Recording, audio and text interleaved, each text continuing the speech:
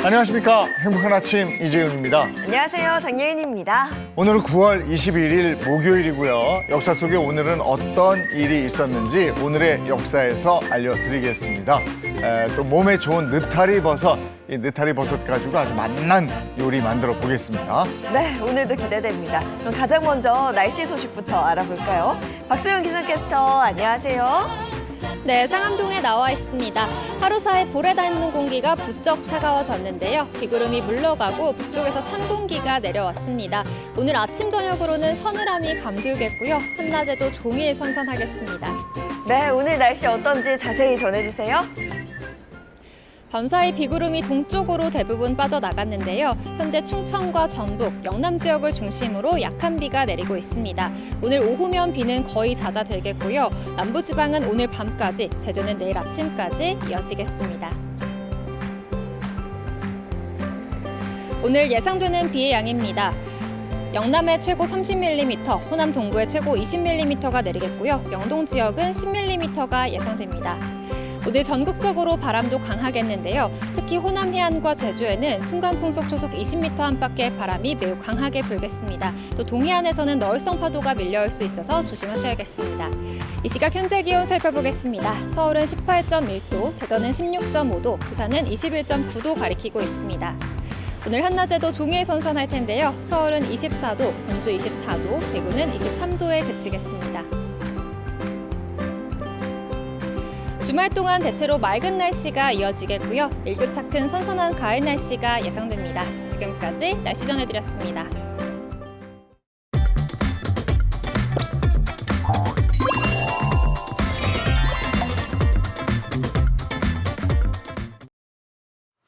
화제 이슈를 발빠르게 전해드리는 모닝 브리핑 순서입니다. 장윤미 변호사와 함께합니다. 어서 오세요. 네, 안녕하세요. 네, 첫 번째 이슈부터 전해주시죠. 네, 첫 번째 이슈 계모 학대입니다. 초등학생 자녀 2명에게 귀신이 씌었다며 몽둥이로 때려 온몸에 멍이 들게 했다는 혐의를 받고 있는 40대 무속인이 경찰에 입건됐습니다. 네, 아이들은 아무 잘못이 없거든요. 네. 근데 귀신에 씌었다며 초등학생 자녀를 멍이 들도록 때렸습니다. 구체적으로 좀 전해주시죠. 네, 경찰은 지난 18일 원주의 한 초등학교 교사로부터요, A군의 아동학대 피해가 의심된다는 신고 전화를 접수받았습니다. 그 결과 A군의 온몸에서 다수의 상처, 멍을 발견하게 됐는데요. 경찰은 지난 17일 오후 2시부터 6시까지 신문지를 둘둘 말아 만든 몽둥이로 온몸을 맞았다라는 피해 아동의 진술을 확보한 것으로 알려졌습니다. 경찰이 확인한 피해 아동은 10살도 채 안 된 형제 2명인데요. 피해 아동들은 자신의 부모로부터 귀신이 씌었다, 서열을 무시한다, 버릇이 없다는 등의 이유로 맞았다고 경찰에 진술한 것으로 전해지고 있습니다. 경찰은 신내림을 받은 계모가 아동의 신체와 정서적 학대를 지속한 것으로 보고 정확한 사건 경위 파악하고 있는데요. 현재 아동들은 병원에서 치료 중인데 그 이후에는 원주의 보호센터에서 임시 보호를 받을 예정입니다. 아이 입장에서 부모에 의한 가정폭력은 어디 피할 곳조차 없는 그야말로 지옥에 사는 게 되는 거예요. 네. 이게 왜 계속 이런 기사를 우리가 봐야 되는지 정말 답답하고 무섭고 그렇습니다. 이 아이는 어떤 마음이었을까 싶은 그런 안타까운 생각이 또 들고요. 다음 이슈 전해주십시오. 네, 두 번째 이슈 도둑시청입니다. 한국 콘텐츠의 인기가 날로 높아지면서요, 중국 내에서 불법 유통 문제도 갈수록 심해지고 있습니다. 이런 가운데 서경덕 성신여대 교수가 한 OTT 플랫폼의 드라마가 중국 내에서 불법 유통되고 있다는 논란과 관련해 중국 정부의 대응을 촉구하고 나섰습니다. 네, 한국 콘텐츠를 도둑시청해온 이 중국의 행태가 도를 넘었다, 이런 얘기죠. 그렇습니다. 서 교수는 어제 자신의 SNS에 최근 디즈니 플러스의 대작 무빙이 중국 내에서 훔쳐보기로 또 논란이 되고 있다, 이렇게 말문을 열었습니다. 그러면서 중국 콘텐츠의 리뷰 사이트 더우반에서는 무빙의 리뷰 화면이 이미 만들어졌고 현재 38,000건이 넘는 리뷰가 남겨져 있다고 전했는데요. 지금 중국 안에서는 디즈니 플러스 플러스, 넷플릭스 등 해외 온라인 동영상 서비스가 정식으로 서비스되고 있지 않습니다. 그런 만큼 불법 유통을 통한 시청 가능성이 매우 높은 것으로 볼 수 있는데요. 서 교수는 중국 안에서 한국 콘텐츠에 대한 불법 유통이 이제는 일상이 됐지만 중국에서는 어떠한 부끄러움도 느끼지 못한다는 게 더 큰 문제다 이렇게 지적했습니다. 아니 저것도 절도거든요. 그렇죠. 컨텐츠를 훔친 거거든요. 네. 그러니까 물건을 훔친 건 못지않게 창작물을 훔치는 것도 이게 범죄거든요. 근데 이걸 인지하지 못한다. 이게 죄인지도 모른다 이거 아니에요. 그렇습니다. 서 교수의 지적도 마찬가지인데요. 드라마에 등장한 한류 스타들의 초상권을 마음대로 사용하고 짝퉁 굿즈를 만들어서 판매까지 해서 자신들의 수익 구조로 삼는 데다가 무엇보다 몰래 훔쳐보고 당당하게 평점까지 매기는 일을 자행하고 있다고 비판했습니다. 그러면서 이제는 중국 당국이 적극적으로 나서야 한다라고 강조하기도 했는데요. 서 교수는 2022 베이징 올림픽 당시에 중국 당국이 올림픽 마스코트인 빙둔둔 지적재산권 보호를 위해 엄격한 단속을 진행한 것을 거론하면서 중국 당국이 모르는 게 아니다. 하려면 충분히 할 수 있는데 지금까지 하지 않았던 것이다. 이렇게 꼬집었습니다. 네, 알면서 그러는 거거든요. 근데 이 한국 콘텐츠의 불법 유통 문제, 이전부터 계속 있었던 일이잖아요. 그렇습니다. 올 3월에도요. 넷플릭스의 오리지널 시리즈 더 글로리가 파트 2 공개도 하기 전에 중국 리뷰 사이트 더우반에서 리뷰 화면이 만들어졌습니다. 리뷰 개수는 14만 개를 넘어서기도 했고요. 공개 이후에는 불법 콘텐츠 불법 유통 사이트 서버가 마비되는 일도 발생했습니다. 서 교수는 더 글로리뿐만 아니라 오징어 게임, 우영우 등 세계인들에게 인기 있는 콘텐츠를 불법 다운로드해서 도둑 시청하는 것이 그야말로 중국 안에서는 습관화가 됐다면서 좋은 콘텐츠를 만드는 것도 중요하지만 이제는 이런 콘텐츠를 보호할 수 있는 시스템을 만드는 것도 중요하다고 지적했습니다. 지금 말씀하셨다시피 우리 지적재산권, 우리 콘텐츠가 전 세계적으로 각광을 받고 있는 만큼 우리 것을 지키려고 하는 노력이 또 필요하고 이런 시스템 구축도 필요하고 네. 이렇네요. 예, 알겠습니다. 다음 이슈 전해주시죠. 네, 세 번째 이슈 자동차세입니다. 정부가 배기량에 따라 과세하는 현행 승용차 자동차세가 형평성 문제가 있다라는 지적을 받아들여서 개편 작업에 나섭니다. 자동차세 기준이 바뀌게 되면 수입차 세 부담은 늘고 국산차의 세 부담은 줄어들 것으로 보입니다. 네, 자동차세 과세 기준이 개편됩니다. 이 같은 개편이 이루어지게 된 배경이 좀 궁금한데요. 네, 최근 자동차 배기량 크기는 줄이고 출력은 그대로 유지하는 자동차 엔진 다운사이징 기술이 매우 발달하고 있습니다. 그러면서 기존의 고배기량의 고가 차량이 저배기량으로 바뀌게 됨에 따라 자동차세 과세 기준도 바뀌어야 된다라는 지적이 끊임없이 이어졌었는데요. 이를테면 가격이 저렴한 차량임에도 배기량이 크다는 이유로 자동차세를 더 내고 반대로 비싼 고급 수입차인데도 배기량이 적다는 이유로 세금을 적게 내는 건 형평에 맞지 않는다는 의견이 나왔던 겁니다. 이런 의견을 정부가 수렴하면서 행정안전부가 개편 작업을 시작하게 된 겁니다. 실제로 배기량만으로 따져봤을 때 세금 차이가 많이 납니까? 많이 납니다. 예, 특히 차량이 전기차인 경우에는요, 자동차세가 정액 10만 원입니다. 여기에 30% 지방교육세가 붙게 되면 13만 원이 자동차세로 나오게 되는데요. 예를 들면 1억 원이 넘는 테슬라 모델 X의 자동차세는 10만 원입니다. 그런데 가격이 2천만 원대인 아반떼 1600cc의 자동차세는 연 22만 원이라고 합니다. 차량 가격이 5배 정도 싼 아반떼 소유자가 세금은 2배 이상 내는 셈인데요.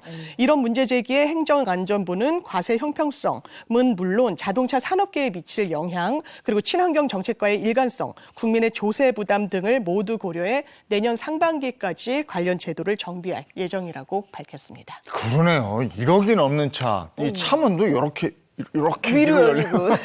이런 게 세금이 10만 원이었는데 2천만 원짜리 자동차가 연간 세금이 22만 원. 이랬어요. 이건 좀 이게 조정이 돼야 되겠네. 그러니까요. 그죠? 예. 다음 이슈 전해주시죠. 네, 네 번째 이슈, 성묘주의입니다.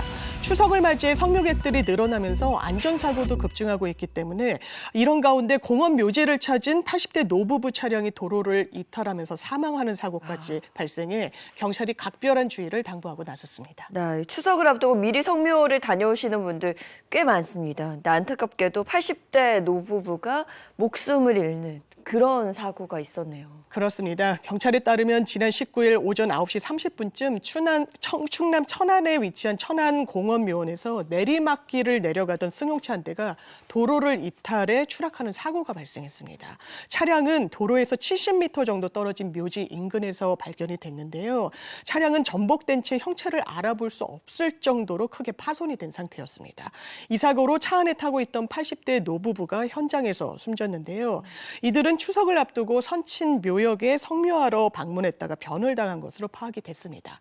경찰은 공원묘지 등은 가파르기 때문에 안전운전에 대한 더 각별한 주의가 필요하다고 당부했습니다. 야, 이렇게 성묘시의 안전사고뿐이 아니고 가을철 진드기 매개 감염병에 대한 주의도 있다고 그래요. 그렇습니다. 살인 진드기라고 불리는 작은 소피 참 진드기에 의해 감염되는 중증 열성 혈소판 감소 증후군, 즉 SFTS라고 하는데요. 이 질환의 환자는 이번 달 19일까지 118명이 발생했고요. 이 중 23명이 사망했습니다. SFTS는 백신 그리고 치료제 모두 없고 치명률이 20% 전후로 높기 때문에 예방과 조기 발견 그리고 적시 치료가 매우 중요한 감염병입니다. 때문에 진드기 매개 감염병을 예방하기 위해서는요. 야외 활동 시 긴 소매, 긴 바지 등으로 피부 노출을 최소화하실 필요가 있고요. 귀가 후에는 바로 옷가지류를 세탁하고 샤워하면서 진드기에 물린 곳은 없는지 확인하시는 것이 필요합니다. 네, 알겠습니다. 오늘 모닝 브리핑 여기까지 하겠습니다. 장미 변호사와 함께했습니다. 고맙습니다. 감사합니다.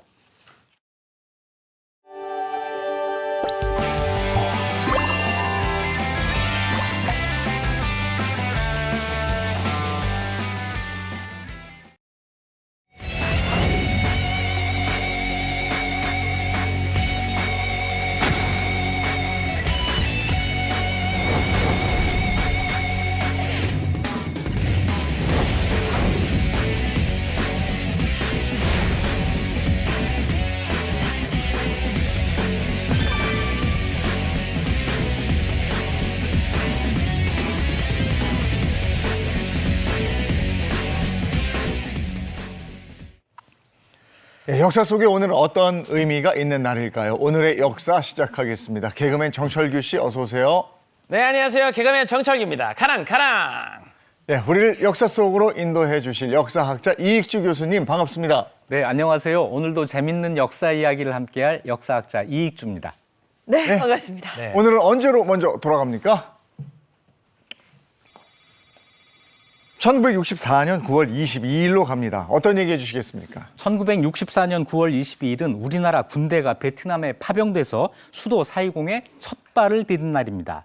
계속된 파병 역사가 이때 시작이 되는 건데요. 한국은 1973년 3월에 철수할 때까지 평균 5만 명 수준의 병력을 유지했고요. 9년 동안 베트남에 파견된 한국 군인의 총수가 약 32만 명에 달합니다.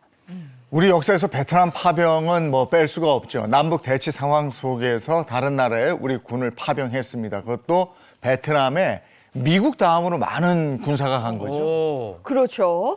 근데 당시에 우리나라도 어렵던 시절이거든요. 어떻게 베트남 파병을 결정하게 됐을까요? 이 베트남 전쟁은 베트남 통일 과정에서 베트남과 미국이 벌인 전쟁인데요. 1945년에 2차 세계대전이 끝나고 우리도 남북으로 분단된 것처럼 베트남도 남북으로 분단이 돼 있었습니다. 그때 남베트남에서 1960년에 남베트남 민족해방전선이라고 하는 단체가 만들어져요. 공산주의자들의 단체인데 이 단체가 베트남의 완전한 독립과 통일을 위해서 남베트남 정부 그리고 남베트남 정부를 지원하는 미국을 상대로 벌인 전쟁입니다. 우리가 그보다 좀 전에 자유우방의 지원으로 6.25 전쟁을 치른 적이 있잖아요. 그래서 한국은 베트남 사태를 남의 일처럼 바라볼 수는 없는 그런 입장이었습니다. 때마침 미국과 남베트남 정부가 한국에 파병을 요청을 해와요. 한국 정부는 6.25 전쟁의 빚을 갚아야 한다. 이런 명분 또 베트남 전선은 한국 전선과 연결되어 있다라고 하는 판단. 이래서 파병을 결정하게 됐던 겁니다. 네, 이 6.25 전쟁 동지였던 한국과 미국이 손을 잡고 공산주의에 맞서게 된 건데 이 또 우리 군의 활약이 대단했다면서요. 네, 오늘 이야기하는 1964년 9월 22일 날 제1이동외과 병원 요원 130명, 태권도 교관 10명 등 총 140명이 호치민, 옛날 이름이 사이공이죠. 여기에 상륙한 뒤에 공병부대 그리고 전투부대 이런 차례로 베트남에 속속 파병이 됩니다. 이후 전선이 확대되면서 파병이 계속 늘어나는데 한국군은 1965년 10월 말에 빈딘성 전투를 시작으로 해서 여단급 이상 30회, 연대급 186회, 대대급 전투 966회의 임무를 수행을 했습니다. 네. 정말 전투에서 맹활약을 했는데요. 당시 외신 보도도 이렇게 나와요. 국군의 활약을 보도하면서 뉴욕타임즈 기사입니다. 베트공은 100% 승리의 확신이 없는 한 한국과의 교전은 무조건 피하라고 지시를 했다라는 이런 기사가 있습니다. 머나먼 타지에서 정말 최선을 다해서 싸운 우리 군인들인데 맹활약 못지않게 또 사상자도 많았지 않습니까? 네, 32만 명이 파병이 됐는데요. 그 과정에서 16,000명의 사상자가 났습니다. 또 그때는 몰랐는데 뒤에 고엽제 피해가 또 발견이 됐습니다. 뭐였지? 베트남전에서 싸우기 가장 어려운 것이 정글이었어요. 베트공이 정글에 숨어 있다가 갑자기 기습하는 경우가 많았기 때문인데요. 그래서 미군이 베트공의 근거지를 다 없앤다면서 고엽제를 뿌려서 식물들을 다 말려 죽였습니다. 1962년부터 9년 동안 미군이 뿌린 제초제, 화학제 이런 고엽제가 무려 8천만 톤입니다. 네, 고엽제는 직접 살상 무기는 아니지만 이 심각한 후유증을 일으켰어요. 베트남의 숲과 농지 310만 헥타르가 황폐화됐고 최소 400만 명이 여기에 노출이 되어서 최대 100만 명이 암 그리고 신경계 장애 등의 다양한 질병, 기형아 출산 이런 피해를 입었습니다. 네. 한국군 피해도 적지가 않았는데요. 1999년에 한국인 참전자 16,000명이 미국 고엽제 제조사를 상대로 손해배상을 했습니다. 그런데 대법원에서 39명에 대해서만 배상 책임을 인정을 했습니다. 네, 뭐 아무도 책임지지 않으니 전쟁에 뭔가 보상을 받을 수 있는 길이 없었던 거고요.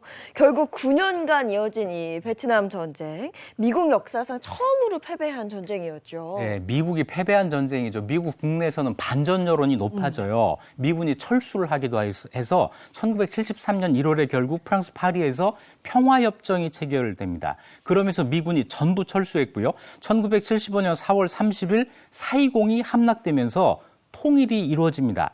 그리고 우리나라는 1973년 1월 30일 120명이 철수한 걸 시작으로 해서 3월 14일까지 본대가 철수했고 3월 23일 후발대 118명이 다 나오면서 완전 철수를 하게 됩니다. 이러면서 남베트남에 주둔했던 한국 군대가 모두 철수하게 됐던 것입니다. 네. 파병됐던 한국군도 이제 고국 땅을 밟게 되고 근데 여기서 이제 히트했던 노래가 또 있죠. 월남에서 돌아온 김상사였던가요? 네, 이때 연예인들이 가수들이 월남에 많이 위문 공연을 갔어요. 그러면서 이런 노래도 만들어졌는데 그 노래 기억하세요? 월남에서 돌아온 새카만 김상사 이렇게 부른 노래인데 그때는 우리 베트남이라고 안 하고 월남이라고 했어요. 이 베트남이 한자를 썼거든요. 한자로 나라 이름을 월남이라고 했는데 이 월남을 웬남이라고 베트남어로 읽었고 이걸 영어로 표기할 때 베트남이 된 겁니다. 그래서 전에는 월남, 지금은 베트남 이렇게 부르는데 자, 이 노래 월남전을 상징하는 노래죠. 베트남 파병 갔다가 무사히 훈장을 달고 돌아온 이 김상사를 온 동네가 환영하는 내용이에요. 기다리던 김상사가 돌아와서 동네 사람들 잔치하고 어머니는 춤을 추고 어린 동생은 반기면서 품에 안긴다는 훈훈한 내용이죠. 네. 그리고 또 보트피플 행렬도 기억이 납니다. 베트남이 공산화가 되면서 작은 보트에 몸을 의지해서 막 떠돌던 그런 보트피플 우리나라에도 들어왔잖아요. 네, 베트남 피난민들인데요. 되게 배를 타고 나왔기 때문에 보트피플이라고 해요. 4.20이 북베트남군에 의해서 점령되기 한 달 전인 1975년 3월 달에 다낭에 모였던 난민이 150만 명이라고 하니까 얼마나 많은 사람들이 탈출했는지를 알 수 있죠. 우리나라에도 부산을 중심으로 해서 보트피플이 꾸준히 들어왔는데요. 부산에 난민이 늘자 여기에 난민 보호소를 세웠고 부산 난민 보호소를 거친 전체 난민이 3,000명 정도가 됩니다. 베트남전에 미국 다음으로 많은 군대를 보낸 한국은 베트남 전쟁에 관여한 국가들이 베트남 난민을 책임져야 한다고 하는 국제사회 여론에 뭔가 보여줘야 했던 거죠. 이 베트남전은 정말 빛과 그림자가 극명하게 교체되는 현대사의 사건입니다. 이 참전으로 한미동맹이 공고해졌고 우리 군의 현대화와 함께 경제 발전의 성장이 되기도 했지만 일각에서는 명분 없는 전쟁에 참여했다는 비판이 고조되기도 했습니다. 그 어떤 형태나 명분으로도 전쟁은 비극입니다. 절대 있어서는 안 되는 비극이죠. 자, 이거 한번 알아봤고요. 다음 역사로 가보겠습니다. 1966년 9월 22일로 갔습니다. 어떤 얘기 전해주시겠습니까? 1966년 9월 22일은 장군의 아들 조선의 주먹 국회의원 김두한이 국회에 오물을 투척한 사건이 일어난 날입니다. 김두한이 그때 국회의원이었는데 국회 본회의장에서 국무총리와 부총리, 재무부 장관, 법무부 장관 이런 강요들을 향해서 미리 준비해온 인분을 뿌렸어요. 온 나라를 발칵 뒤집어 놓은 충격적인 사건이었습니다. 그것도 국회에서 인분을 뿌린 거잖아요. 네네. 이게 김두한 의원이 아니면 누가 이런 걸 하겠습니까? 그러니까요. 또 보면 우리 야인시대라는 드라마도 네. 네. 젊은 세대들도 아마 김두한 하면 다 알 건데 왜 근데 이런 일을 벌였을까요? 그 당시에 거대 밀수 사건 하나가 있었습니다. 한국 비료 주식회사가 사카린을 밀수해 온 거예요. 이게 언론에 폭발하면서 폭로가 되면서 이제 온 나라가 들끓는데 당시 삼성 계열사였던 한국비료공업이 설탕 원료로 쓰는 사카린을 일본의 미쓰이 그룹과 공모해서 밀수를 하려다가 벌미가 잡힌 겁니다. 사카린 무려 55톤을 와. 건설 자재로 꾸며서 들여온 거예요. 이게 들통이 납니다. 그런데 마침 그때 박정희 정부는 밀수를 5대 사회학 해가지고 이걸 아주 엄단한다고 했는데 정작 이 사건이 터지니까 밀수품 압수하고 벌금 부과하는 것으로 그냥 무마하려고 했어요. 그러자 국회에서 특정 재벌의 밀수 사건에 관한 대정부 질문을 통해서 조사에 나서게 됩니다. 그런데 그 인분을 가지고 들어가면 이 걸렸을 텐데요. 그걸 어떻게 이렇게 들고 들어갔을까요? 네. 그것부터가 작전이죠. 양철통에 인분을 넣고 들어갔는데 이걸 잘 감쌌어요. 그리고 경위과에서 이게 뭐냐고 물어보니까 증거물로 갖고 온 사카린이다. 이렇게 이야기를 했다고 해요. 이 사건 다음 날 김두한 의원이 기자들에게 또 이런 말을 합니다. 문제의 그 오물은 순국선열에 어린 파고다공원 공중변소 거야. 이런 말을 했다고 합니다. 그래요. 김두한 의원이 또 오물을 투척하면서 남긴 말도 화제가 됐다면서요. 네. 김두한 의원은 일찍부터 종로를 휘어잡은 깡패 출신이잖아요. 그런데 네. 말솜씨가 굉장히 좋은 달변가였다고 해요. 대정부질이 둘째 날인 9월 22일 날 마지막 질의자로 단상에 올라서 이런 연설을 합니다. 밀수 사건을 두둔하는 장관들은 나의 피고들이다. 이것이 국민의 재산을 도적질해서 합리화시키는 이 내각을 규탄하는 국민의 사카린이 올시다. 그러니까 이 내각은 고루고루 맛을 보여야 알지 하면서 이걸 던진 거예요. 그래서 국무총리, 부총리, 재무부 장관, 법무부 장관이 이걸 정통으로 맞아요. 네, 그러면서 유명한 말이 또 나옵니다. 똥이나 처먹어 이 XX더라. 이렇게 소리를 질렀다는 거예요. 세게 말씀하셨네. 국회는 비명에 냄새에 야. 정말 혼비백산한 의원들까지 막 뒤섞이면서 아수라장이 났습니다. 야, 이게 지금 보니까 국회잖아요. 다른 것도 아니고. 네. 여기에다가 분열을 뿌렸으니까 야, 이거 일 많이 커졌을 것 같은데요. 네, 충격이 컸던 만큼 효과도 확실했습니다. 국무총리를 비롯한 내각이 총사퇴했고요. 당시 이병철 삼성 회장도 한국비료와 대구대학을 국가에 헌납하고 은퇴를 선언합니다. 동아일보 만평, 고바우 영감에서도 이 사건을 다뤘는데요. 오물을 뒤집어 쓴 장관이 사카린 때문에 망신당했다고 창피해하는 모습이 담겼습니다. 동아일보는 이 만평 10주년 기념 지면에서 적군 일개대대를 섬멸할 수 있는 것보다 더한 위력이었다라고 말을 했습니다. 지금 이렇게 들어도 좀 충격적인 네. 일인데 네. 이런 과격한 퍼포먼스를 벌였으니 김두한 의원도 책임을 피하기는 어려웠을 거예요. 그런데 그 당시 국민 여론은요, 참 김두한이 깡패 출시긴 하지만 이 일만큼은 정말 잘했다 하는 반응이 지배적이었다고 해요. 하지만 이런 동정적인 여론에도 불구하고 김두한 의원은 국회의원 자리를 잃고 서대문형무소에 구속 수감이 됐고요. 1년 뒤에 병보석으로 풀려났지만 그 뒤에 2번의 국회의원 선거에 도전했다가 모두 실패를 합니다. 그리고 1972년에 서울 모초로 이동한 길에 뇌졸중으로 쓰러져서 숨을 거둡니다. 국회 오물투척 사건, 야인 김두한이 정계와 우리 사회에 큰 파장과 울림을 남긴 사건이었습니다. 네, 그랬군요. 다음 역사로 가보겠습니다.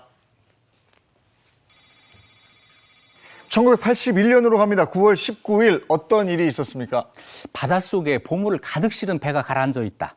이거 영화나 어떤 소설 속에 소재죠. 나오는 이런 일이라고 생각하시죠. 네. 그런데 우리나라에서 실제로 이런 일이 있었다면 어떻게 믿으시겠어요? 오. 네, 1981년 9월 19일은 문화재관리국에서 신안 해저 유물 2,564점을 인양했다고 발표한 날입니다. 신안 해저 유물이란 전라남도 신안군의 도덕도에서 북쪽으로 22km 떨어진 지점에 인양된 바닷속 유물입니다. 고려 시대에 유물을 가득 실은 배가 여기서 침몰했고 그로부터 꼭 700년 만에 우와. 보물이 세상에 나온 거죠. 보물선은 사실 뭐 영화나 만화 속에서만 보면 그죠. 보물선인데 네. 이게 실제로 이런 일이 있었습니다. 이 보물선은 언제 처음 발견됐을까요? 네, 이 해저 유물이 처음 발견된 것은 1975년이었습니다. 그 지역에서 조업을 하던 어부의 그물에 걸려서 고려청자 6점이 걸려 올라왔는데요. 이걸 네. 감정을 해보니까 14세기 중국 원나라 때 도자기다라고 하는 결과가 나옵니다. 그래서 문화재 당국은 그 근처에 뭔가가 있을 거야, 침몰한 배가 있을 거라고 추정을 했는데 당시로서는 발굴 장비도 없고 기술도 없고 해서 어찌할 수가 없는 상태였어요. 여기가 바닷속인데다가 조수간만의 차이가 심하고 조류가 빠르고 수심도 깊고 무엇보다도 뻘 속에 이게 이렇게 묻혀 있어서 발굴하기가 굉장히 어려웠던 거죠.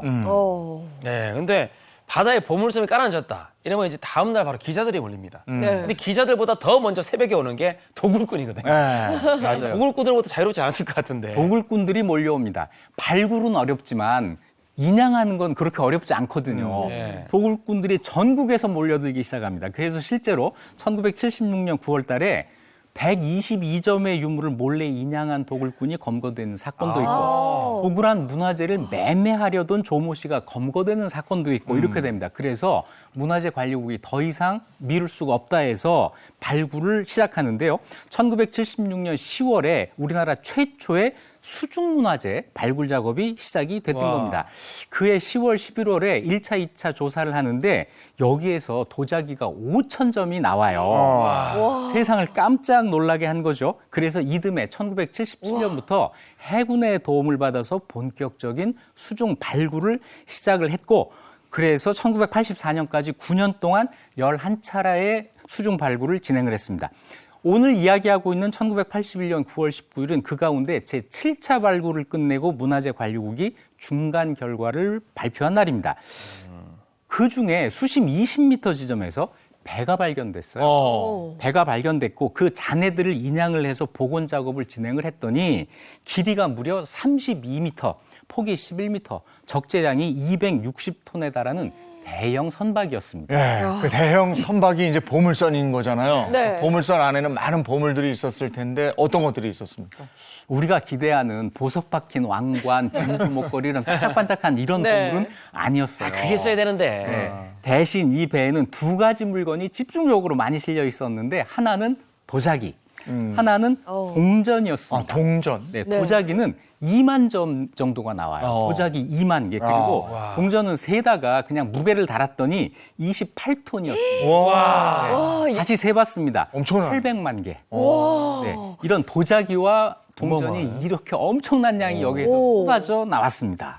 아니 이렇게 얘기를 듣다 보니까 대체 그 배의 정체는 뭐였을까 궁금해져요. 네, 그 궁금증은 배에서 함께 나온 화물표, 나무에 먹으로 글씨를 써놓은 게 있었어요. 이게 지워지지 않고 그대로 남았는데 그것에 따르면 배가 출발한 곳은 중국의 경원로, 지금의 중국 저장성 닝보라고 하는 곳이었고 도착지, 목적지는 일본의 하카다항이었습니다. 지금의 일본 후쿠오카였죠.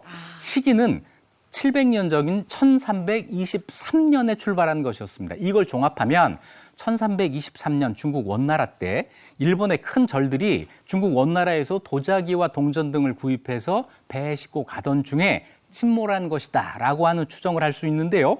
배에 실려있던 도자기들은 사용되던 게 아니에요. 똑같은 모양끼리 이렇게 포개해서 포장해 놓은 상품이었고 복원된 배도 밑바닥이 이렇게 뾰족하고 방을 전부 이렇게 벽을 쳐서 막아놨습니다. 이걸 격실이라고 하는데 이런 구조를 가진 배는 중국 배예요. 그래서 이런 추정을 더욱 뒷받침을 하게 됐습니다. 아니 근데 그게 도자기는 일본이 그때 도자기 기술이 없어가지고 도자기를 그렇게 좋아하고 탐냈다는 네네. 얘기 들었으니까. 네. 아니 근데 동전 28톤은 그거 어디다 쓰려고 그 중국 돈인데 그게 일본에서 통용이 됐나 어떻게 돼? 네, 이게 아직도 분명하게 밝혀져 있지 않은데요. 아마 화폐로 사용하려던 것은 아니었을 것이다. 오히려 그 목적은 동전을 녹이면 뭐가 되죠? 구리가 되잖아요. 엑셀하고. 이 구리가 필요했던 것이다. 역대 중국 왕조에서 동전은 구리 함유량을 일정하게 유지하는 그런 물건입니다. 그래서 품질 좋은 구리를 구하려면 동전을 사면 됐던 거죠. 그걸 가지고 뭘 하려고 했을까요? 그 당시 일본에서는 대형 청동 불상을 만드는 게 아주 유행이었는데 구리를 녹여서 청동 대부를 만들기 위한 것이었다라고 하는 추정이 지금 가장 유력합니다. 그러네. 네. 아니 근데 도자기 만드는 기술이 없다고 해도 이렇게 많이 수입을 해간 거예요, 이게? 네, 이 도자기 만드는 기술 이게 그렇게 쉬운 게 아닙니다. 이 세상에서 처음으로 도자기를 만든 건 중국이고 두 번째로 만든 건 우리예요. 근데 이거 참 이 물건은 볼수록 신기하지 않습니까?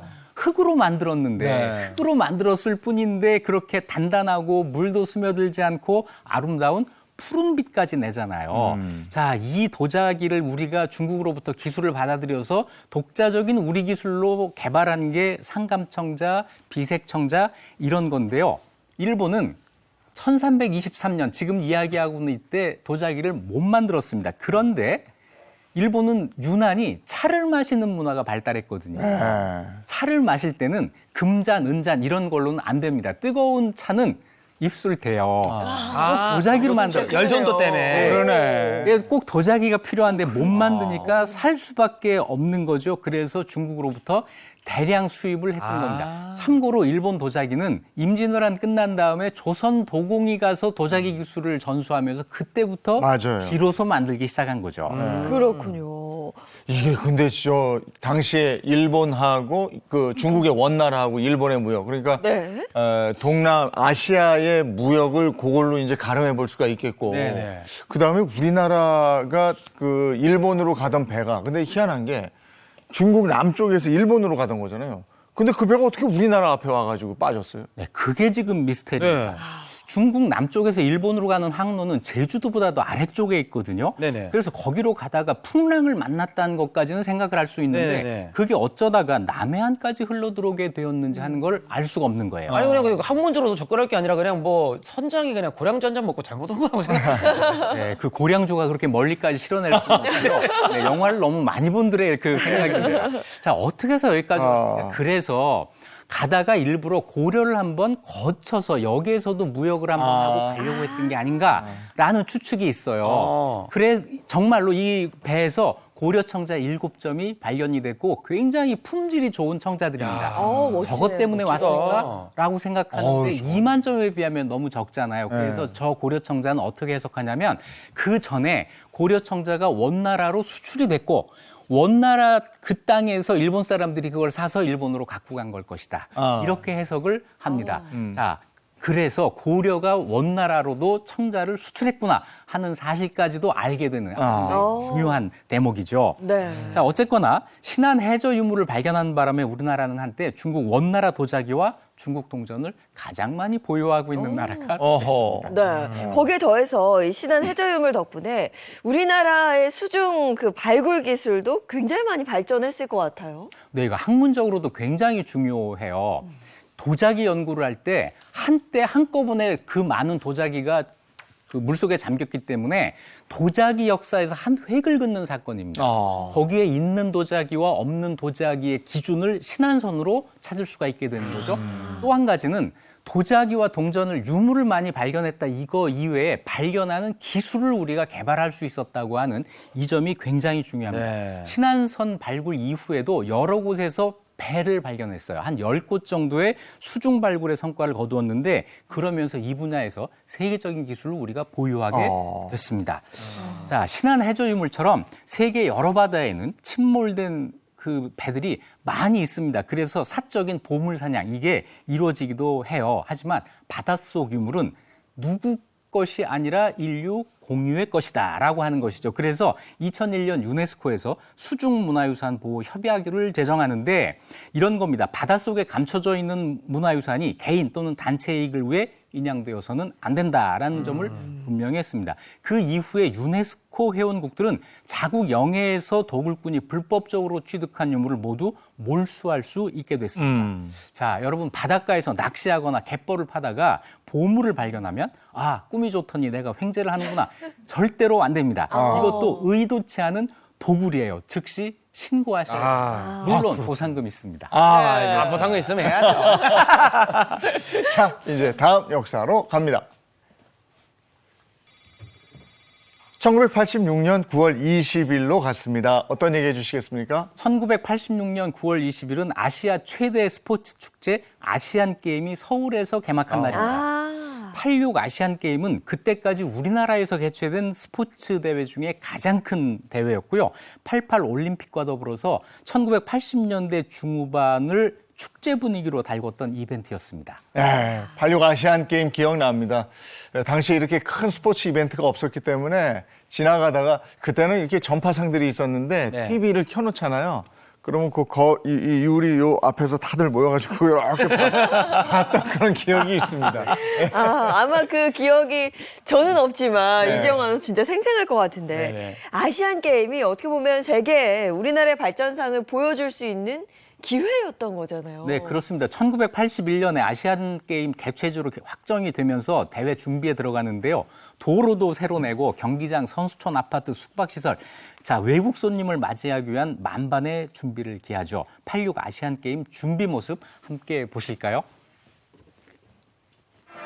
올해는 서울 아시안게임의 해로서 아시아 태평양 지역 36개국 11,900여 명 선수단이 9월 20일부터 16세 동안 영원한 전진을 다짐하며 열전을 벌이게 됩니다.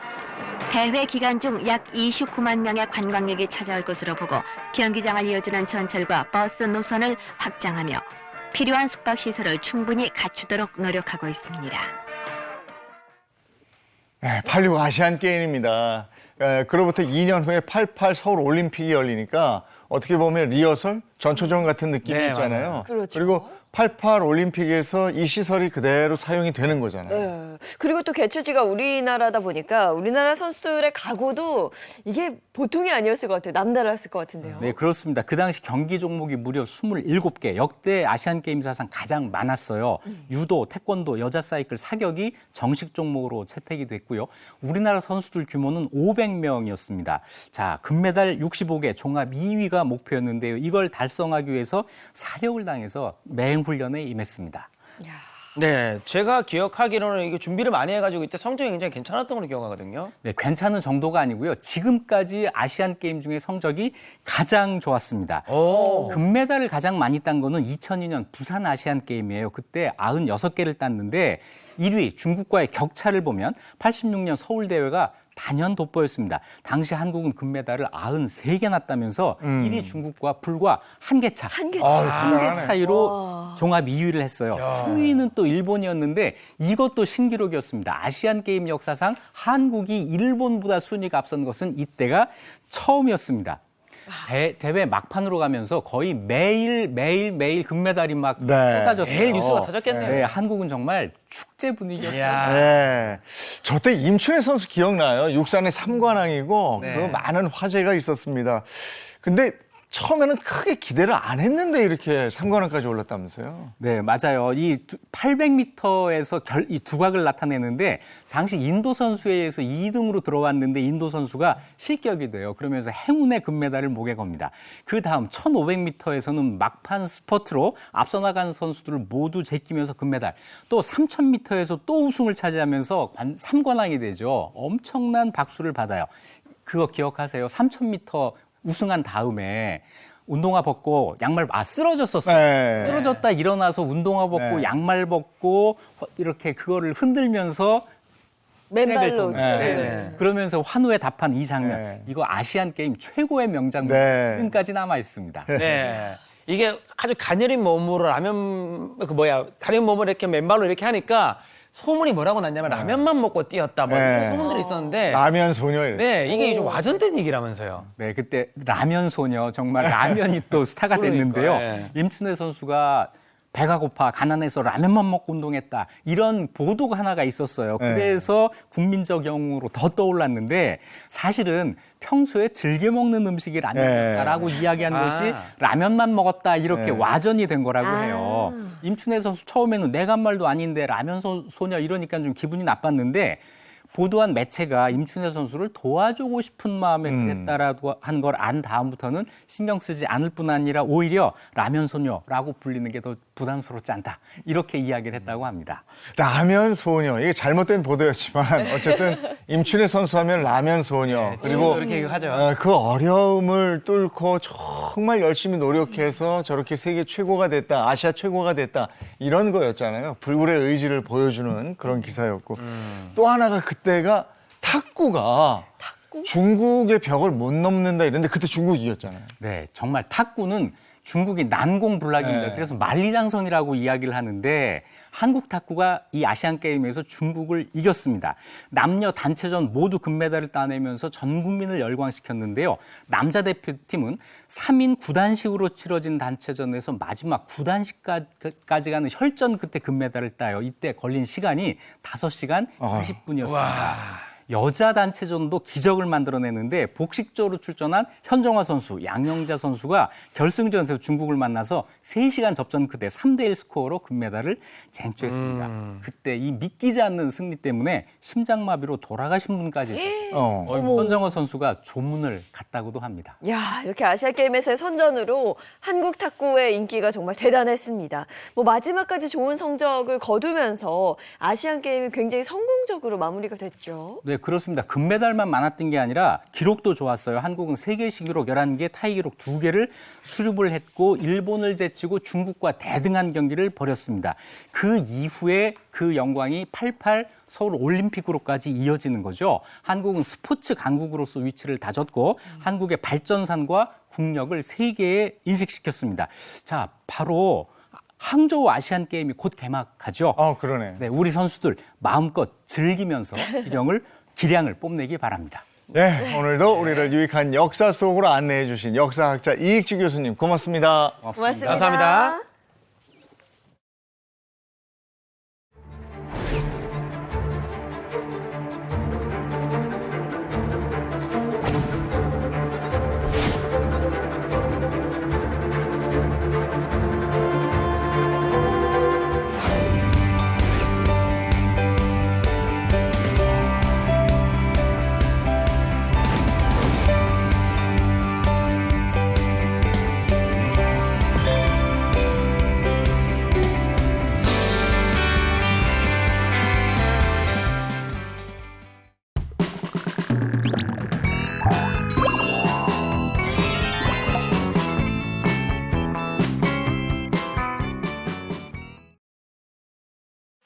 네, 이보은의 사계 식탁 시간입니다. 이보은 선생님 어서 오세요. 안녕하세요. 안녕하세요. 오은입니다.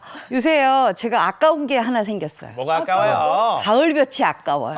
왜요? 이 가을볕이 너무 아깝다 보니까 이 가을볕에 주부님들이 하시는 일이 너무 많아요. 나물도 말려야 되고요. 네. 버섯도 말려야 되는데 오늘은 특별히 가을볕에 말리면 훨씬 더 맛이 좋은 느타리 버섯을 한번 말려보도록 하겠습니다. 이 느타리 버섯 말려가지고요, 요걸 볶음을 하면은요 식감이 굉장히 쫄깃쫄깃해서 좋거든요. 그래서 느타리 버섯 부추 볶음을 준비를 했고요. 또 느타리 버섯 가지고 버섯 장국 끓이면 또 시원하잖아요. 최고죠. 제가 오늘은 느타리 버섯과 여러 가지 채소들을 해서 아주 시원하고 개운한 버섯 장국 알려드리려고 하는데요. 네네. 오늘 좀 날씨가 좀 쌀쌀했잖아요. 쌀쌀하더라고, 아침에. 추워졌어요. 요거 한 그릇 드시면 정말 기운이 불끈 납니다. 아. 좋습니다. 네, 오늘 느타리 요리를 한다 그래가지고 제가 느타리 버섯 효능에 대해서 좀 알아봤는데요. 느타리 버섯 식물성 식이섬유가 풍부해가지고 체내 나쁜 콜레스테롤을 감소하는 데 좋고요. 느타리 버섯의 셀레늄 성분이 항산화 작용을 하면서 노화 방지를 하는 데 도움이 됩니다. 또 저열량 식품이지만 식이섬유가 풍부하기 때문에 포만감이 좋고 변비 예방에도 좋다고 합니다. 요즘 같은 환절기 건강책일 때 꼭 먹어야 하는 느타리 버섯 요리 오늘 열심히 한번 쓱 한번 배워보겠습니다. 네. 느타리 버섯은요, 우리가 이렇게 말리는 게 굉장히 중요한데요. 우리가 느타리 버섯이 일반적인 다른 버섯보다 굉장히 가격이 착합니다. 오. 다른 거에 거의 한 3분의 1 수준이에요. 오. 그렇기 때문에 말려 놓으시면 아주 요긴하게 쓰실 수 있는데 뭐 버섯을 그냥 쓰지 뭘 말려 이렇게 생각을 하실 텐데 느타리 버섯 굉장히 싼 것을 구입해서 말려 놓고 냉동실에 넣어 놓고 쓰시면 그거 가지고 볶음부터 시작해서 밥, 조림 또 생선 요리 밑에 까는 것까지 다양하게 쓰실 만능이네요, 수가 만능. 있으니까요. 그리고 또 잡채 좋아하시잖아요. 어우, 잡채 너무 예, 좋아요. 그거에 또 쓰실 수가 있으니까 요거 한번 말려보시는 것도 좋을 것 같습니다. 일단 말리실 때는요, 이렇게 굵고 약간 조금 뭐랄까, 대가 조금 질긴 것들은 이렇게 네. 반씩 잘라서 말려주시는데 그냥 말리시지 마시고 요거를 소금물에 살짝 한번 헹궈 주셔야 돼요. 그래야 훨씬 더 살균도 되고 이게 맛이 들어서 더 맛있거든요. 네네. 그리고 나서 요 작은 것들은 그냥 말리세요, 이렇게. 큰 건 찢어주고 작은 건 큰 그냥. 거는 찢어주시고 작은 것들은 그냥 말려서 주시는데 가을볕이 좋다고 그랬잖아요. 가을볕 좋을 때는 굉장히 따가우면서도 건조합니다. 그래서 이렇게 버섯이 굉장히 잘 말려지거든요. 이틀 정도만 말리셔도 아주 좋은데 만약에 바깥에 요새 좀 먼지 때문에 가을볕이 좋긴 하나 조금 신경 쓰인다 하시는 분들은 식품 건조기에 말리시면 되는데요. 온도가 굉장히 중요합니다. 50도에서 55도, 약간 낮은 온도에서 네. 이틀 정도 말리시고 말려놓은 거를 이렇게 제가 말렸잖아요. 말려놓은 거를 마른 팬에 불을 세게 한 다음에 불을 끄세요.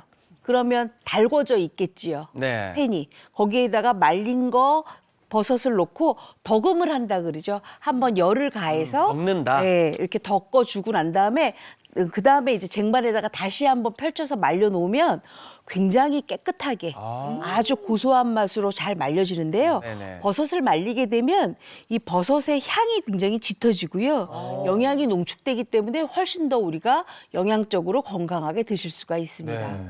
자, 이제 이렇게 말렸어요. 말린 거 가지고 이제 볶음을 해야 되는데 우리가 말린 거 가지고 그냥 바로 볶을 수가 없잖아요. 그러면 다시 한번 다시 불려줘야 되겠죠. 네, 불려줘. 근데 이 불려주는 게 굉장히 쉽습니다. 제가 잘 사용하는 쌀뜨물. 쌀뜨물 이렇게 부어주시고요. 요 말린 거잖아요. 요게 지금 딱 말린 거 50g 정도거든요. 요거를 넣고 잘 보세요. 네.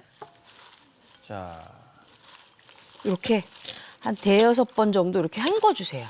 그러면 수분이 겉에 이렇게 좀 들어있겠죠. 네. 이렇게 두시면 안 되고요. 요거를 재빨리 이렇게 건져서. 건져 놓으세요.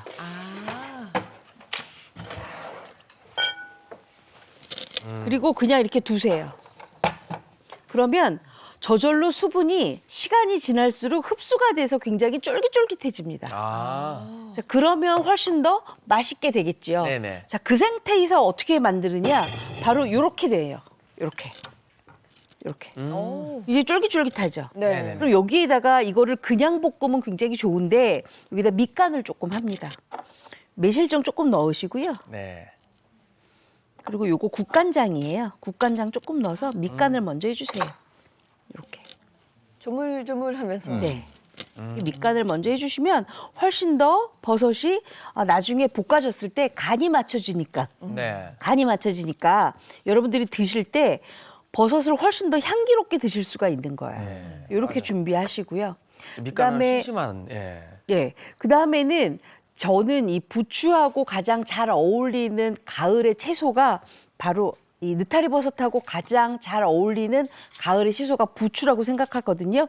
이 가을 부추도 굉장히 약이라고 하잖아요. 네. 부추도 이렇게 준비를 해주시고요. 음. 그다음에 양파는 뭐 당연히 들어가고요. 그다음에 여기에다가 빨간 고추 채 썰어서 넣으시면 훨씬 더 좋습니다. 이렇게만 준비하면 완벽하게 끝난 거예요. 오. 이제 볶기만 하면 돼요. 네네. 자, 그럼 제가 좀 아까 쌀뜨물에 한번 넣어서 네. 건져놨던 느타리 버섯이 어떻게 모양이 됐나 보실래요? 보세요. 안에 수분감이 들어가서 약간 쫄깃쫄깃해졌어요. 이 식감을 드셔야 돼요. 그래야 맛있어요. 맞아. 식감도 중요하죠. 그렇죠. 자, 그러니까 우리가 말리기 전에 느타리 버섯하고 말리고 나서 쌀뜨물에 한번 헹궈놨던 느타리 버섯하고 식감이 이렇게 달라요. 아. 이거 어떻게 다른지 한번 드셔보시겠어요? 네네. 이거 드셔보셔도 진짜 돼요. 그거 그냥 먹어도 요거는 너무 한번 맛있을 것 만져보시고요. 요거는 네. 한번 드셔보세요. 같아요. 이거 하나씩. 말리고 불리고 하는 것도 사실 네. 다 정성이거든요. 네. 한번 잡숴보세요. 네네. 이거 그냥 이렇게 하나씩. 그냥 하나씩. 네.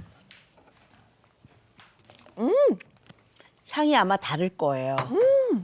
이거 향이 이렇게만 먹어도 괜찮은데? 그렇죠? 이거 간식으로 먹으면 안 돼요? 맛있는데. 간식으로 먹기에는 조금 그렇고요. 그걸로 이제 반찬을 해서 드시면 일반적인 느타리버섯 식감보다도 훨씬 더 쫄깃하기 때문에 많은 분들이 좋아하세요. 이거 오징어 채 먹는 것 같아요. 그렇죠? 그죠. 간식. 부드러운 오징어채 같아요. 그러면 만약에 그거를 그냥 먹겠다 하시는 분들은 이렇게 살짝 한번 불렸잖아요. 네. 불린 거 가지고 마른 팬에 다시 한 번만 더금을 하세요. 그래서 잡수시면 되는 거예요. 맛있다. 맛있어요. 아, 이거 진짜. 영화나 TV 보면서 하나씩 먹으면 흥미있는데요, 이거? 자, 그러면 이거를 어디다 보관하는 게 가장 좋을까요? 아무래도 가을볕에 말리거나 아니면 식품건조기에 말렸어요. 네. 그래도 이게 습기가 차잖아요. 습기가 차게 되면 다시 변질이 또. 되겠죠. 예. 네. 그러니까 요거 깨끗한 비닐에다가 담아서 조금 한 번 먹을 만큼씩만 담아서 냉동 보관을 하시잖아요. 1년이 아주 거뜬하게 드실 수 1년이나 있습니다. 보관이 돼요? 아이, 그럼. 자, 제가 지금 후라이팬에다가 지금 열기를 이렇게 조금 올려놨어요. 네. 요거에다가 이제 요걸 볶을 거예요. 네. 식용유 두르고요. 그리고 요 양파를 먼저 넣고 바로 넣어야 되는 게 있어요. 바로 들기름이에요. 이렇게 해서 같이 볶아주세요. 그러면 훨씬 더 향이 좋아요. 이게 향도 좋고 식감도 굉장히 좋거든요. 같이 이렇게 볶아주세요.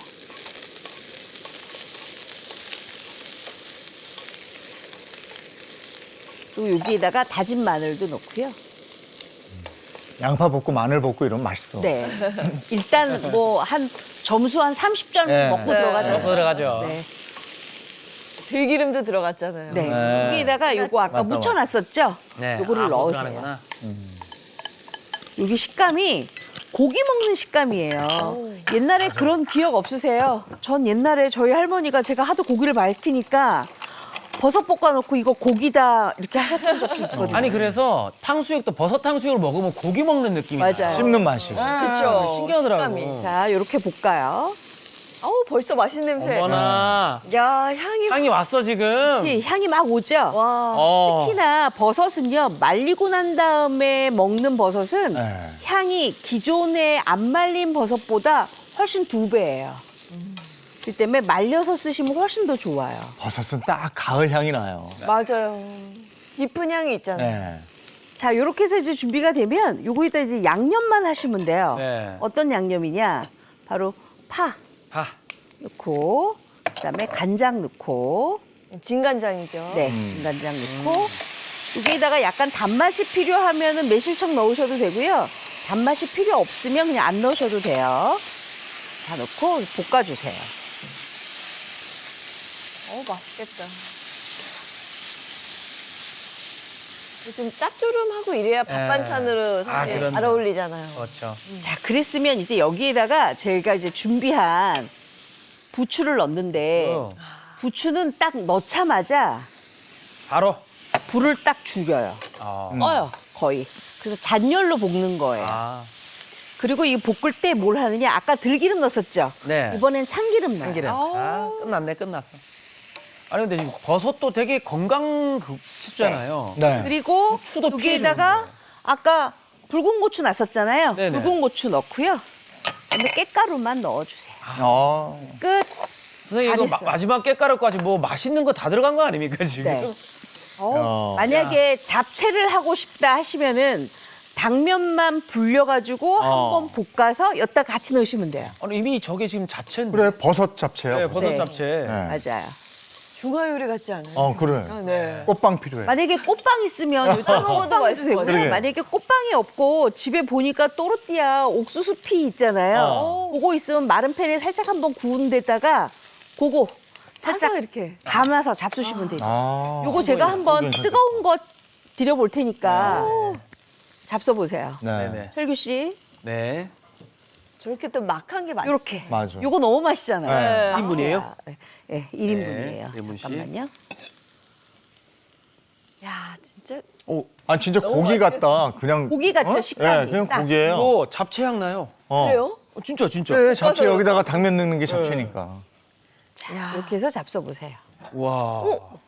이 자체로. 진짜 잡채. 잡채향 나죠? 난다니까. 와. 자, 한번 먹어봅시다. 그 자체로 그냥 잡채예요. 아, 와. 야, 고기 같아요, 고기. 감칠맛이 있어. 아니, 식감이 너무 좋은데요? 그렇죠. 입안에 이게 뭔가 좋죠. 쫄깃쫄깃하게 감기는 네, 이 느낌이 맞아요. 너무 좋아요. 나는 고기 같아요, 고기. 고기 먹는 것 같아요.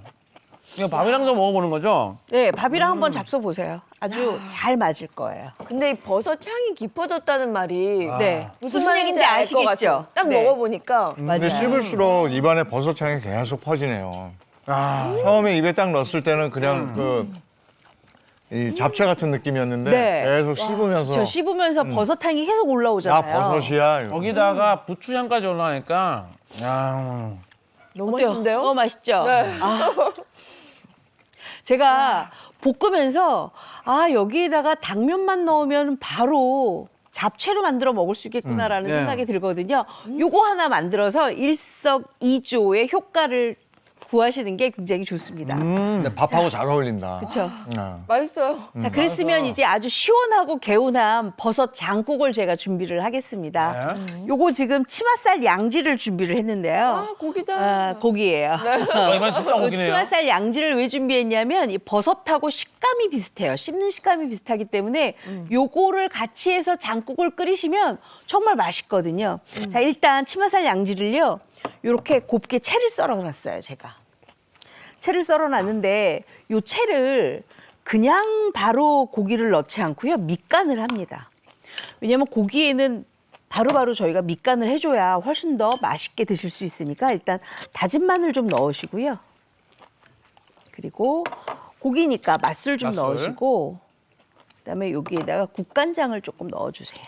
그래서 미리 밑간을 조금 해주세요. 조물조물 밑간을 해주시고 요것만 볶아도 맛있겠죠. 네. 저는 요거에다가 아까 요거 불려놨던 느타리 버섯 네. 요거 같이 볶아도 너무 맛있겠죠. 아. 자, 그럼 반찬 하나가 또 탄생을 한 네. 거예요. 그럼요. 자, 이렇게 해서 이제 고기를 이제 볶아놨어요. 네. 고기를 볶아놨으면 그 다음에는 뭘 하냐면 우리가 준비한 채소들이 있어요.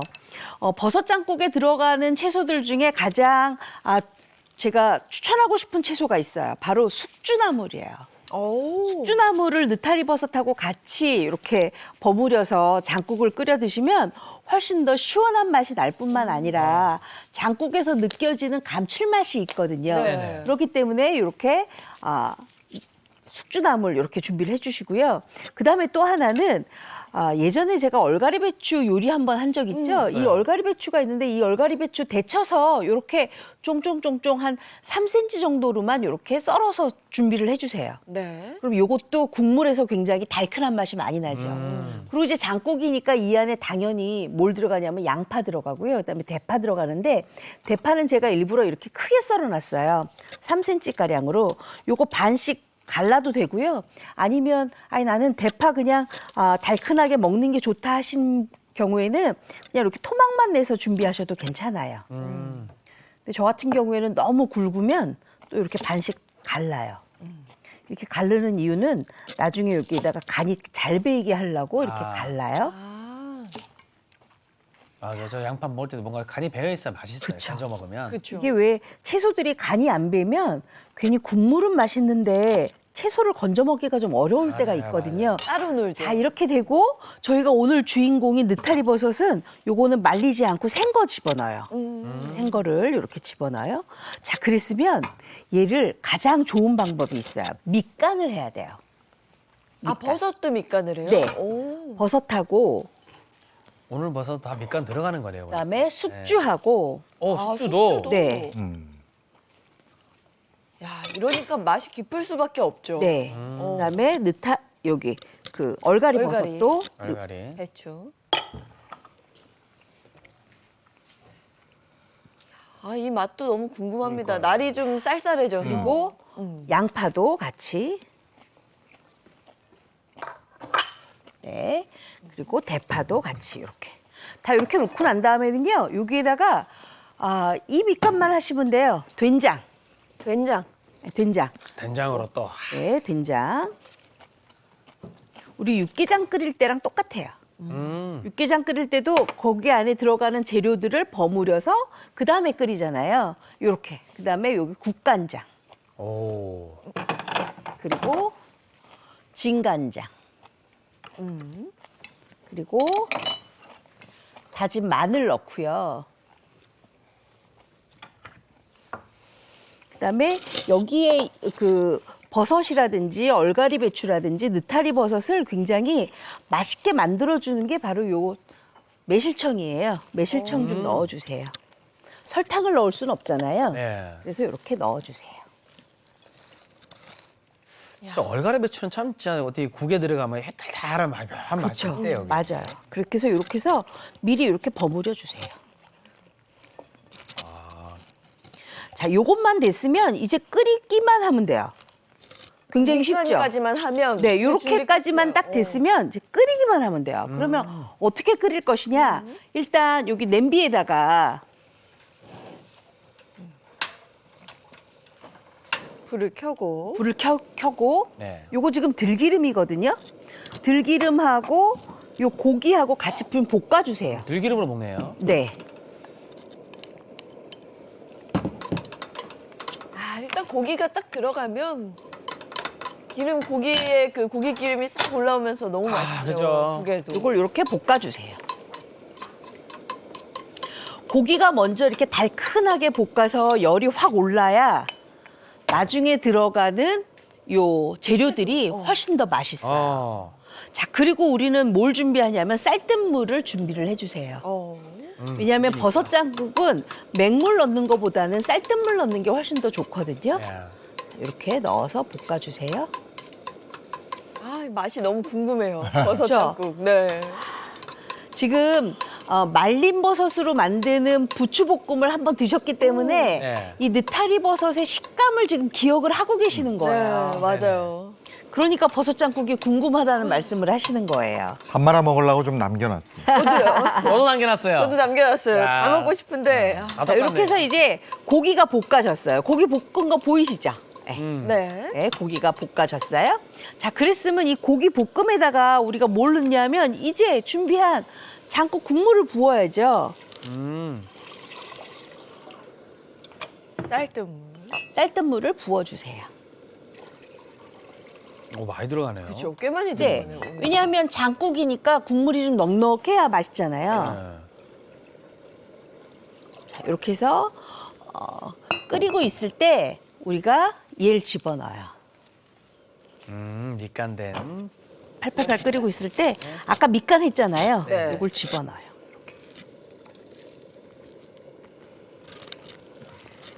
자, 이제 여기에 퀴즈가 나갑니다. 퀴즈. 자, 맞춰봅시다. 자, 우리 철규 씨한테 제가 먼저 물어볼게요. 왜 저죠? 어떡할까? 이거 뚜껑을 닫을까요? 안 닫을까요?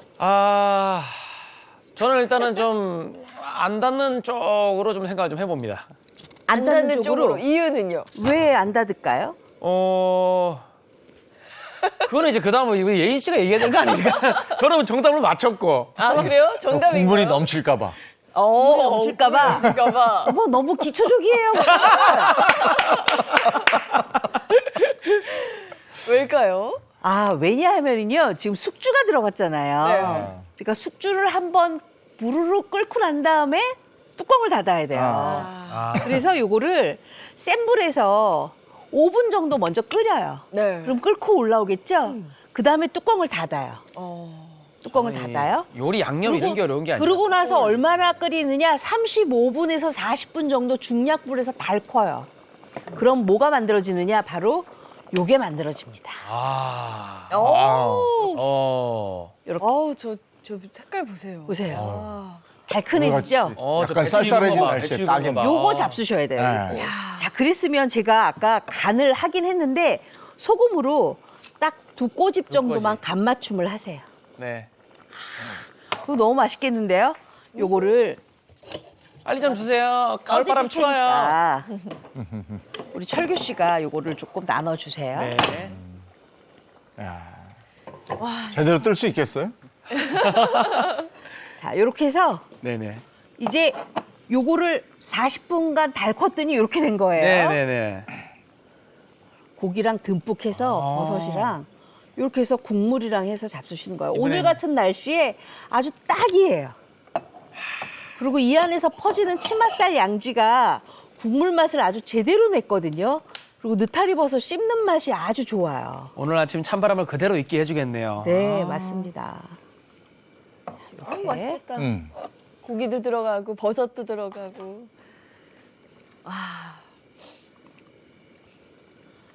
요거는 건지까지 다 잡수셔야 돼요. 어머. 간이나 양념이 다 배어 있어서. 요렇게. 요즘 같은 때 국밥 땡기거든요. 그렇죠. 그쵸. 맞아요. 듬뿍 주셨어요. 네. 난리가 났습니다. 잡숴보세요. 아, 기대된다. 일단 이제 막 아, 뜨거워요. 고맙습니다. 네. 와, 진짜 방금 해서 국물부터 좀 맛보고 밥 말아 먹어야지. 자, 봅시다. 고기국 냄새. 와. 아, 속이 어때요? 확 풀리네요. 응? 어제 양파졌어요. 아니 어제 술도 안 먹었는데 그냥 야, 날씨 그대로 녹인다. 와. 10년 전에 먹었던 술이 확 녹는데? 왜 버섯 장국을 이렇게 끓이는지 아시겠죠? 아 좋아 좋아 이 좋아. 시원한 맛은 어디서 나오는 건가요? 이게 배추 쪽. 아 좋아. 시원한 맛은 느타리 버섯과 숙주와 얼갈이 배추입니다. 그리고 이거 이보은의 손맛이겠죠. 아, 그럼요. 진짜 달큰해요. 저 굉장히 달큰하죠. 네, 달큰하면서. 이게 버섯에서 나오는 단맛도 있지만 숙주와 얼갈이 배추에서 나오는 단맛이 있거든요. 그리고 요렇게 저희가 고기를 먼저 볶고 그다음에 다른 재료들을 양념을 해서 한꺼번에 이렇게 끓여야 이게 그래야 맛있어요. 야, 밥하고 드셔보자. 밥하고. 아. 이거 말아 먹으면 야, 진짜 이 가을에는 버섯 장국 먹어야겠네요. 그렇죠. 버섯 장국 드셔야 됩니다. 네. 오늘 새벽에 제가 나오다 보니까 굉장히 썬뜻썬뜻하더라고요. 네. 장국 국물 하나 있으면 정말 뜨끈뜨끈하겠지요. 예술인데요. 아, 너무 맛있어서 더 먹고 싶은데 레시피 이 봐야 한다. 벌써? 레시피 보여주세요. 볕이 좋은 계절 가을, 지금 말려 먹으면 딱 좋은 느타리 버섯 요리. 느타리 버섯으로 만들어 볼 오늘 요리는 느타리 버섯 부추 볶음과 버섯 장국입니다. 먼저 느타리 버섯 부추 볶음부터 만들어 볼까요? 느타리 버섯은 흐르는 물에 씻어 물기를 짜고 굵은 것은 반으로 찢어주고요. 식품 건조기에 느타리 버섯을 올리고 이틀간 50도에서 하루 8시간씩 말립니다. 마른 팬을 뜨겁게 달궜다가 불을 끄고 말린 느타리 버섯을 덮은 후에 차게 식혀 지퍼백에 보관하고요. 소금을 탄 쌀뜨물에 느타리 버섯을 재빨리 버무리고 물기를 자근자근 짭니다. 물기를 짠 느타리 버섯은 국간장과 매실청에 묻혀놓고요. 팬에 식용유와 들기름을 두르고 진간장, 매실청, 파, 마늘을 넣어 끓으면 느타리 버섯과 양파를 볶아주세요. 느타리 버섯에 간이 배면 고추와 붉은 고추, 참기름, 깻가루를 넣어서 재빨리 볶아주면 느타리 버섯 부추볶음 완성입니다. 이제 버섯 장국도 만들어 볼까요? 쇠고기는 곱게 채 썰고 진간장, 다진 마늘, 맛술을 묻혀서 밑간하고요. 된장, 국간장, 진간장, 마늘, 매실청에 느타리 버섯과 숙주, 데친 얼갈이 배추, 대파, 양파를 버무립니다. 냄비에 들기름을 두르고 쇠고기를 볶다가 쌀뜨물을 붓고 끓이고요. 국물이 끓으면 준비한 재료를 붓고 센 불에서 10분, 중약불에서 40분 끓입니다. 마지막으로 소금으로 간을 맞춰주면 버섯장국 완성입니다. 가을에 먹으면 딱 좋은 느타리 버섯 요리 꼭 한번 만들어 보세요. 네, 느타리 버섯 부추볶음 버섯 장국 이 가을의 맛입니다. 오늘 같은 날 딱이네요. 딱이에요. 가을 그 자체입니다. 예, 와. 그렇습니다. 야, 다음 주도 기대됩니다. 다음 주는요, 바로 추석이에요. 그렇기 때문에 아주 맛있는 특별한 전 2가지를 알려드리려고 합니다. 와, 전 2가지 네. 기대됩니다. 기대됩니다. 다음 주도 기대됩니다. 오늘 여기까지. 고맙습니다. 고맙습니다. 감사합니다.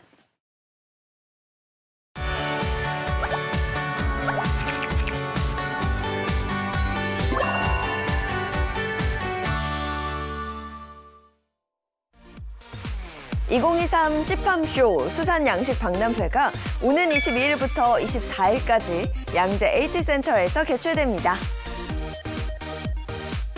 해양수산부, 채널A, 동아일보 주최로 열리는 이번 행사는 우리나라 양식수산물의 우수성을 알리고 소비를 촉진하기 위해 기획되었는데요. 양식수산업과 관련된 정책, 최신 정보 등을 제공하고 우수한 국산 양식수산물을 저렴한 가격에 구매할 수 있는 기회도 마련된다고 합니다. 게다가 양식수산물 요리대회도 개최돼 다양한 볼거리를 제공하는데요. 이외에도 양식수산물 퀴즈대회, 바다 그립톡 만들기 등의 프로그램이 준비돼 박람회장을 찾은 관람객들에게 알찬 정보부터 색다른 재미까지 풍성하게 제공한다고 하니 방문하셔서 즐겨보시기를 바랍니다. 오늘은 확실히 날이 쌀쌀해졌어요. 네, 오늘 외출하실 때는 가벼운 겉옷 하나 챙기시는 게 좋을 것 같고요. 비가 그치고 날은 점점 더 추워진다고 하니까 건강관리 잘 해주셔야겠습니다. 좋은 하루 보내시고요. 저희는 내일 아침 7시 30분에 돌아올게요. 네, 행복한 아침, 행복한 하루 되십시오. 고맙습니다. 고맙습니다.